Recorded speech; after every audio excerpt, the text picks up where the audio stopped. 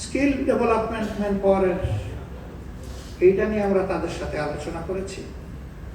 আমরা একমত হব সবাই যে প্রায় 2.25 কোটি বাংলাদেশি প্রবাসে তারা অবস্থান করেন। এর মধ্যে কিছু আছেন প্রবাসী, কিছু আছেন নিবাসী। প্রবাসী আমরা পিওরলি তাদেরকে বলি যারা তাদের ডেফিনিট অ্যাসাইনমেন্ট হোক সেটা বিজনেস, লেখাপড়া অথবা কোনো পেশা, এটা শেষ করে তারা দেশে ফিরে আসতে বাধ্য।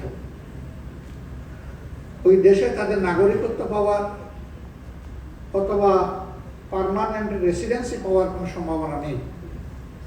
কাজেই তারা তাদের আপন দেশেই ফিরে আসে। এই যারা যান তাদের সংখ্যাই সবচেয়ে বেশি। এই সংখ্যাটা হচ্ছে 80%। বাকি যে 20% আছে তারা আইদার নাগরিকত্ব পেয়েছেন অথবা হওয়ার প্রক্রিয়ায় তারা আছেন। 80% মানুষ যারা বৃহত্তর অংশ, তাদের আবার 90% হচ্ছে অদক্ষ শ্রেণীর শ্রমিক। এখানে সমস্যা দুটো।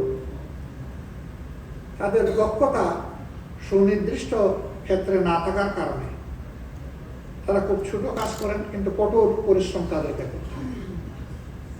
এর বিনিময়ে তারা যা আর্ন করেন সেটা নুন আনতে পান্তা ঘুরানোর উপক্রম। খেয়ে না খেয়ে 10 ফুট 15 ফুটের একটা রুমে গাদাগাদি করে শিফটিংয়ে 15 জন তাদেরকে বসবাস করতে হয়। যারা মিডল ইস্টের দেশগুলোতে গিয়েছেন, সফর করেছেন, আমাদের এই ভাইদের, হাড় ভাঙা পরিশ্রমকারী ভাইদের অবস্থা স্বচক্ষে দেখার সুযোগ পেয়েছেন। আমি বিশ্বাস করি যাদের সামান্য বিবেক আছে এই অবস্থা দেখার পরে তাদের সকলের চোখ দিয়ে পানি ঝরে।